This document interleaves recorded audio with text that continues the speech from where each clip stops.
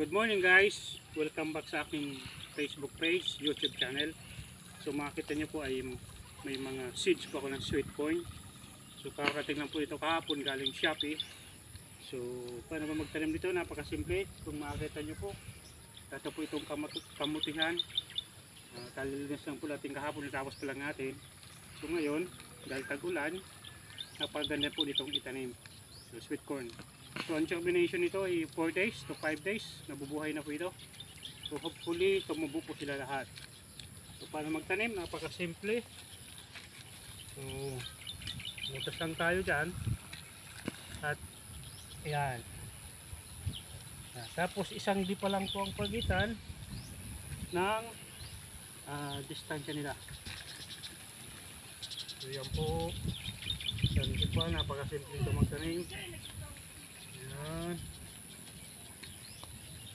Yan.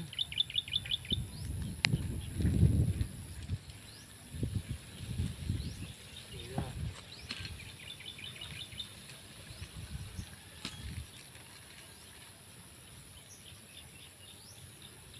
Yan po.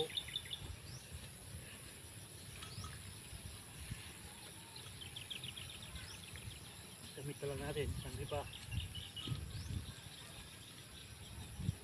Hopefully tumubo sila lahat.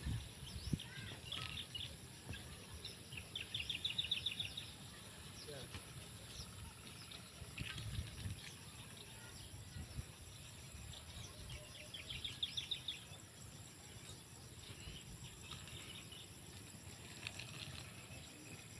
Yan po.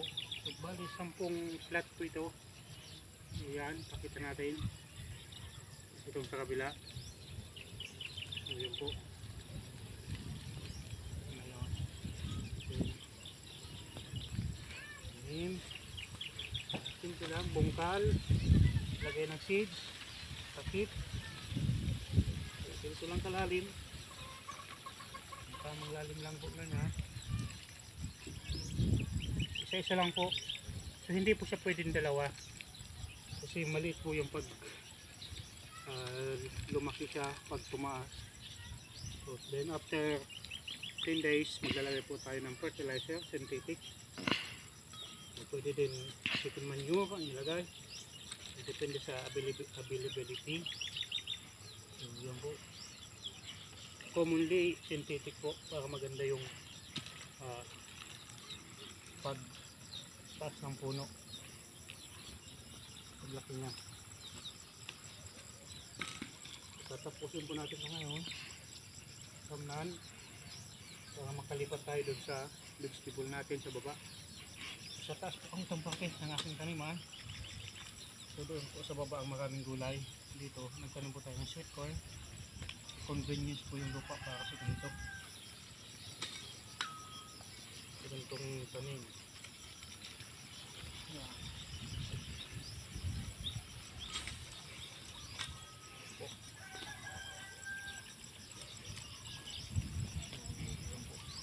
Tapusin natin ito ngayon. Ito natin, mag-update po tayo kung ano ang magiging resulta nito after siguro 10 days na po, para makita natin medyo mataas na yung tanim po natin. So kung nagustuhan nyo po ang aking video, huwag kalimutan mag-follow sa aking FB page and share, subscribe sa aking YouTube channel and share po ang aking channel. So maraming salamat po. Sana po may natutunan kayo.